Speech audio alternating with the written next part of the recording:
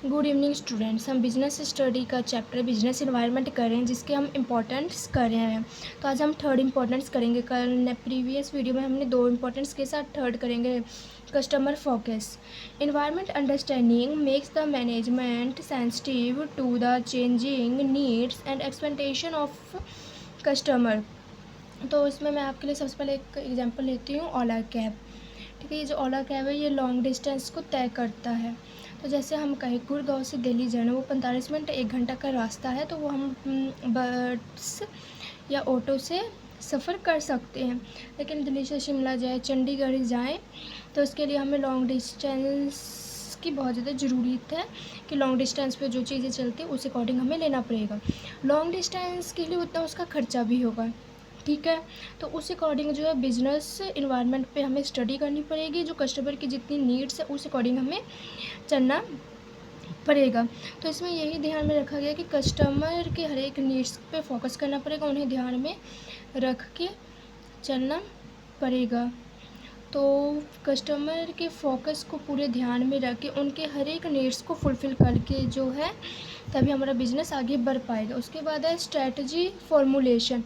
Environment study provides relevant information about the business environment.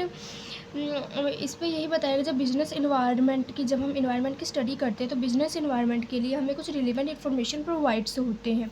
Such information serves at the basis of planning and policy making. जो information हमें provide होता है उसी according हम उसकी planning करते हैं एंड पॉलिसी को बनाते हैं। नेक्स्ट है coping with change.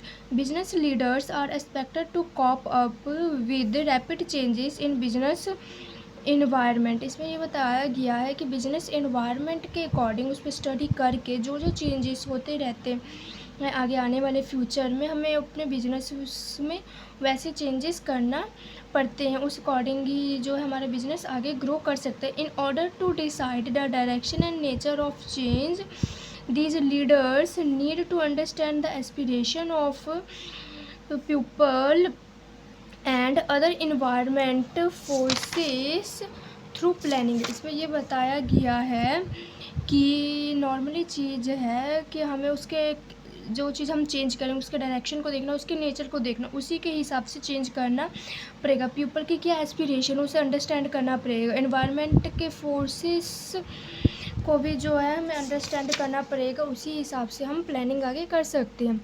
Next point है continuous learning. Environment analysis serve as a broad base and ongoing education for managers as it keeps them in touch with changing condition. Normally चीज़ है जब हम business environment की study करेंगे, हम every time हर एक चीज़ का जो स्टडी करेंगे तो उसमें हम एक्सपर्ट हो जाएंगे। तो ठीक है, नॉर्मली चीज़ है कि हमें नवा कुछ सीखने को मिलेगा। ऐसे स्टडी करते करते हमें नई स्किल जो है वो प्रोवाइड होगी, जो कि बिज़नेस के लिए बहुत ज़्यादा ज़रूरी है। अब वो आगे स्किल जो है हम और भी लोगों को सिखा सकते हैं, बता सकते हैं। तो thank you so much student. अगर कोई भी क्वेरी हो तो प्लीज़ मुझे कमेंट बॉक्स में ज़रूर कमेंट कीजिएगा। अपने स्टडी पर पूरा फोकस कीजिएगा। वीडियोज़ को लाइक एंड शेयर ज़रूर कर दीजिएगा। Thank you so much student.